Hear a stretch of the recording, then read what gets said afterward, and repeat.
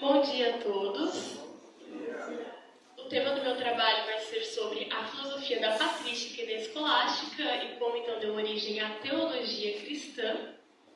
A linha do itinerário é aspectos sociofilosóficos e contemporâneos e o tema da minha unidade curricular é fé e razão e filosofia medieval. Quando comecei a fazer esse trabalho, eu não entendi absolutamente nada a respeito desse tema, mas ele basicamente foi o que deu o estopim de toda a teologia cristã. A própria doutrina católica, a Igreja Católica é toda pautada em tudo que aconteceu durante esse período filosófico na história. Precisamos então começar a entender o contexto de como então se deu a origem da patrística e da escolástica. Foi durante a era medieval, onde a igreja cristã era primitiva, então os cristãos estavam começando a propagar o evangelho. É possível a gente conhecer um pouco mais da história dessa parte, como se propagou o cristianismo, inclusive no livro da própria Bíblia, Atos dos Apóstolos. Só que durante esse período, no Império Romano, os cristãos eram perseguidos, e com isso houve então a necessidade da igreja se estabelecer como a base de um sistema. Dessa maneira, então, a partir do século IV e durou mais ou menos até o século VIII, surge a patrística. O nome patrística vem derivado, inclusive, faz uma referência aos primeiros padres da igreja que formularam os primeiros documentos e tinha como principal objetivo combater os hereges e os pagãos, mostrar às autoridades romanas, explicar à autoridade romana o que era então essa igreja, o cristianismo, que como eu citei até então eram perseguidos, e também tinha o objetivo de unir a fé e a razão. O principal nome da patrística é Santo Agostinho, que inclusive tem a famosa frase: a fé e a razão caminham juntas, mas a fé vai mais longe. A patrística também trazia essa ideia de atrair os fiéis através da razão e fazê-los ficarem através da fé. Baseado naquilo que muitas vezes o nosso intelecto não consegue compreender, permanecemos pela fé. Nós somos atraídos pela razão da prova da existência de Deus. Santo Agostinho ele se inspirou em vários filósofos gregos, principalmente Platão. E nessa época também surgiam diversas discussões a respeito se a filosofia grega iria atrapalhar ou então acrescentar e ajudar na teologia. Santo Agostinho foi um dos defensores de que sim, poderia ajudar. E eu vou falar agora um pouco de Platão, que foi em quem ele mais se inspirou e nas suas principais filosofias, começando com a teoria das ideias. A teoria das ideias diz basicamente que existem dois planos, o plano ideal e o mundo manifestado, ou o mundo concreto, podemos encontrar de diversos nomes. O plano ideal é o plano perfeito de onde surgem as ideias e é transportado, então, a origem, que é o plano ideal, para o mundo concreto, manifestado. Fica mais fácil de entender, o mundo manifestado seria ilusório, de opinião e engano, enquanto o plano ideal é a verdade. O mundo manifestado é captado pelos 5 sentidos e o plano ideal é captado pelo intelecto, que é a razão. O mundo manifestado é mais ligado ao corpo e o plano ideal é mais ligado à alma, trazendo um pouco essa referência do que seria então o corpo e a alma. A própria Bíblia traz essa ideia de que o corpo seria mais ligado ao pecado, às coisas mundanas, enquanto a alma é mais ligada ao céu. E seria então a cópia imperfeita e o plano ideal, a cópia perfeita. Destrinchando um pouco mais sobre essa ideia, Platão ainda ia além, dizendo que o plano concreto é apenas ilusório e pedagógico e que estamos apenas aguardando, esperando para passar como uma ponte para o plano das ideias, que seria então o plano perfeito. Platão ainda falava a respeito disso como se toda vez que a cópia original era transportada de maneira errônea, se havia problemas nesse transporte, quanto mais imperfeito seria projetado aqui o objeto no plano do mundo manifestado, no plano, ilusório. Um dos exemplos também, Platão, para poder usar nessa ideia, é o próprio mito da caverna de Platão, que a gente encontra no livro A República. O mito da caverna de Platão diz basicamente que pessoas que viviam dentro de uma caverna, que era apenas iluminada por uma fogueira, e nas paredes haviam projeções de sombras de tudo que estava no mundo do lado de fora. E só que essas projeções eram imperfeitas e, portanto, davam a imagem de que haveria monstros, e por isso as pessoas nunca saíram dessa caverna. Até que quando uma delas decidiu sair, observou que na verdade o mundo do lado de fora era lindo e perfeito e era o que a gente conhece. Platão, inclusive, tem essa frase: vivemos num mundo irreal, onde tudo que vemos é somente a sombra imperfeita de uma realidade mais perfeita. Uma outra filosofia de Platão que complementa também tudo o que eu disse até aqui é o demiurgo e o homem criador. O demiurgo seria então um ser criador de todo o universo, e o homem criador, ele ganha essa categoria a partir do momento que ele desenvolve o seu intelecto. O homem criador, ele passa então a simular o demiurgo. Lembra uma passagem da Bíblia, Gênesis capítulo 1, versículo 27, que diz que o homem é a imagem e semelhança do Criador. Lembrando que Platão não teve acesso a nada disso. Pelos séculos, o cristianismo nem havia se formado, Abraão ainda estava originando tudo, então não teve esse contato. E o homem, ele deveria ter estatura moral o suficiente para ter os pés no céu a cabeça no céu e os pés na terra. E o que isso significa? Cabeça no céu, de onde vêm as ideias, e os pés na terra para concretizar aqui no plano manifestado, no mundo manifestado. A teoria da reminiscência, Platão vai dizer sobre a alma, que nós nascemos com saudade de casa, e que a alma vem com sede de justiça e de verdade, e por isso sentimos saudade. Então o homem tem isso por anseio natural, quase como instintivo, a busca pela verdade. E algumas pessoas têm isso mais desenvolvidas do que outras por conta da sua lembrança da alma. Essa então é algumas das teorias, das ideias de Platão que inspirou Santo Agostinho, que formulou vários documentos da patrística. Posteriormente ele veio a se tornar doutor da igreja. Platão, ele foi treinado por Sócrates e posteriormente deu aula a Aristóteles.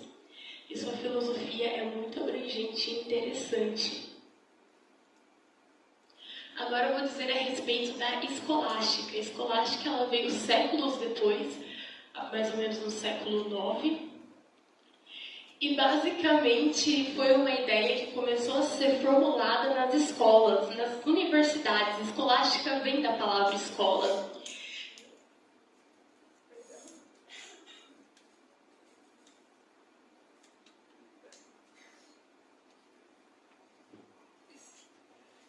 Veio da palavra escola e foi uma ideia que começou a ser destrinchada dentro das universidades fundadas pela própria igreja. Um dos grandes nomes da escolástica é Santo Anselmo, que tem a famosa frase: basta pensarmos na existência de Deus para sabermos que Ele existe. A escolástica mantém o mesmo objetivo da patrística, que é a busca por unir a fé e a razão.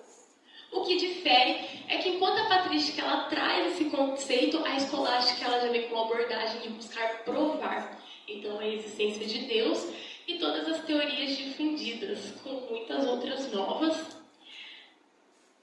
Santo Anselmo, então, assim como São Bento, foram um dos grandes nomes, mas tem um outro que é sobre quem eu vou falar mais a respeito, que é São Tomás de Aquino.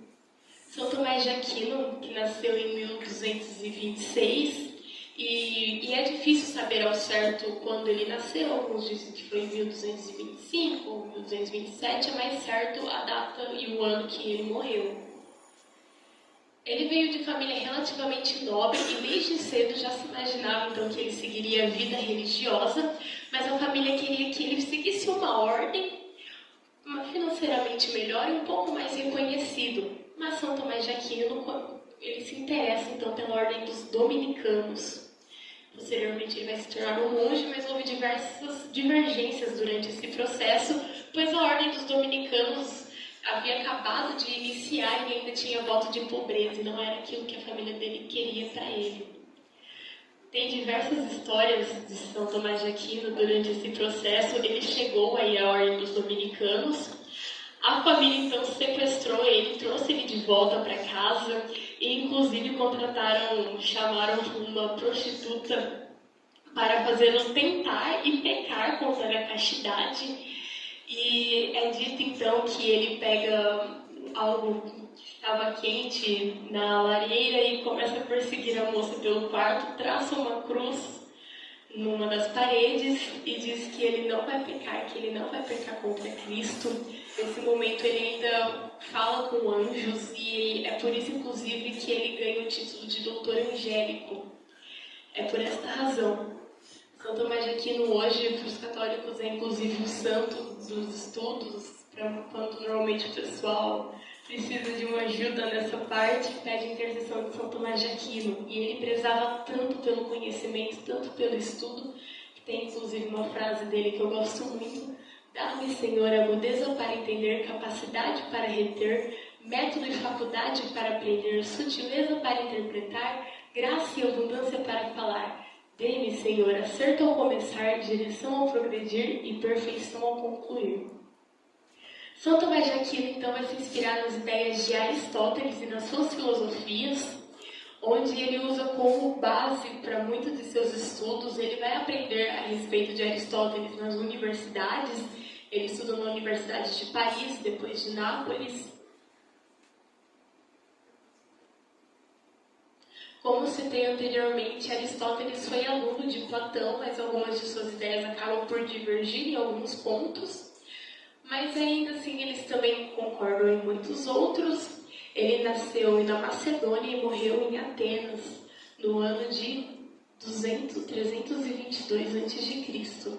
Tem a sua famosa frase: a alma é a causa eficiente e o princípio organizador do corpo vivente. E o que eu mais acho interessante dessa frase, e não apenas dela, mas é que ela reflete que os filósofos desde aquela época já traziam o conceito de alma, sem termos que a religião nos diz hoje, que com certeza foi um grande destrinchar para entendermos esses conceitos, mas desde a antiguidade já se falava de que o corpo em si não seria então o suficiente, certo? Vou falar então um pouco das filosofias que inspirou São Tomás de Aquino.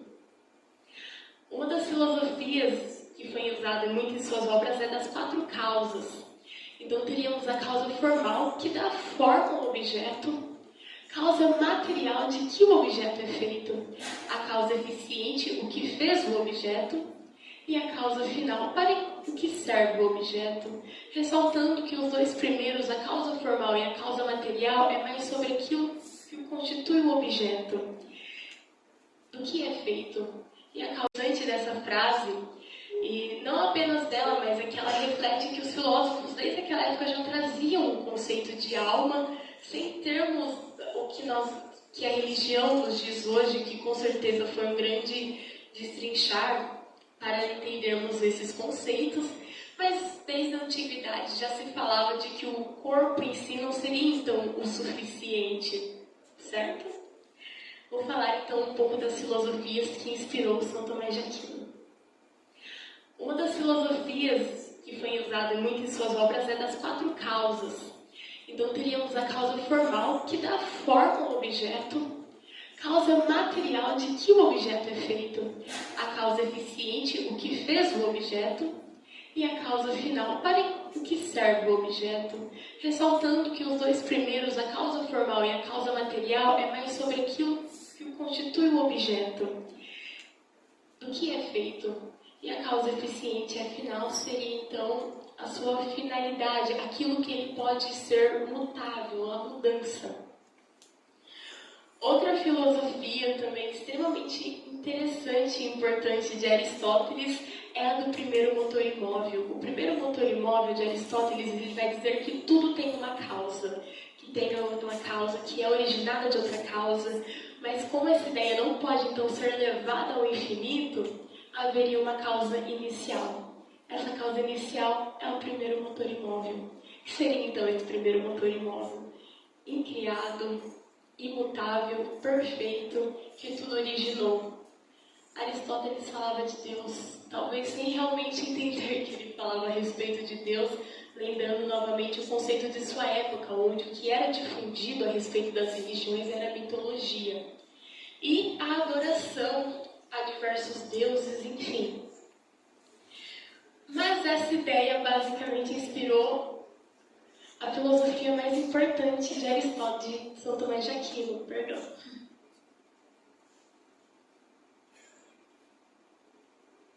As 5 vias, as 5 provas da existência de Deus, que é com certeza a filosofia mais conhecida, imagino que muitos já devam ter ouvido falar. São Tomás de Aquino então diz que o movimento existe, mas deve haver um ser que cria o movimento, mas que não é movido. O primeiro motor imóvel. Deve haver uma causa eficiente que tudo origina, mas que não possui uma origem. O primeiro motor imóvel. Do nada, nada vem, logo deve haver um ser primeiro e necessário que tudo criou. O primeiro motor imóvel. Os seres possuem diversos graus de perfeição, então deve haver um ser sumamente perfeito que criou todos os outros. O primeiro motor imóvel.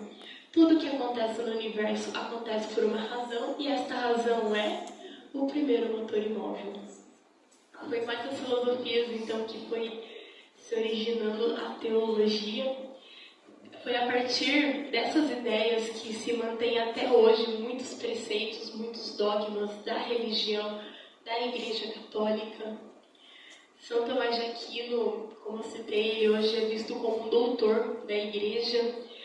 Em sua época, ele recebeu algumas críticas, inclusive, a fundo de curiosidade, ele era conhecido entre os colegas como boi mudo. Por que desse apelido pejorativo? Por conta de sua aparência um pouco mais robusta e por ele ser extremamente quieto. Mas uma vez um dos seus professores disse que aquele boi mudo iria mugir mais alto que todos. E até hoje ele é extremamente respeitado, não tem como falar sobre a história do cristianismo posteriormente, dizendo depois como se desenvolveu então as religiões cristãs, sem citar então essas filosofias. E Tomás de Aquino, Santo Agostinho e muitos outros que fizeram parte então da formação teológica. Alguma pergunta? Tudo certo? Então, muito obrigada a todos. Agradeço primeiramente a Deus pela apresentação do meu trabalho. Agradeço a todos pela atenção. E pesquisem a fundo, porque é um assunto interessantíssimo. São séculos de história. Eu tentei, de verdade, trazer uma coisa mais profunda. Não queria realmente que fosse algo superficial, mas a verdade é que, no fim das contas, foi. Porque tem muito mais a ser destrinchado dessa história. E é lindíssimo, é profundamente enriquecedor.